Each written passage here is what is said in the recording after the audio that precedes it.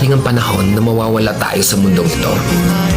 At kapag dumating ang panahon na yun, hindi mahalaga sa kung gaano karami ng pera ang naipon mo sa bangko. Hindi rin mahalaga sa kung gaano ka successful sa trabaho or sa business mo. At lalong hindi mahalaga sa kung gaano kaganda ng mukha at ng katawan mo.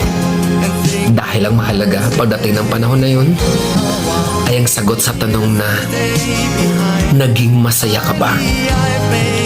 Nagawa mo ba ang kagustuhan ng puso mo kahit pag-gaano ka malito sa mata ng mundo? Dahil sa huli naman, ikaw naman magdadala ng mga memories na yon sa libingan mo. Hindi naman ang mga tao sa paligid mo.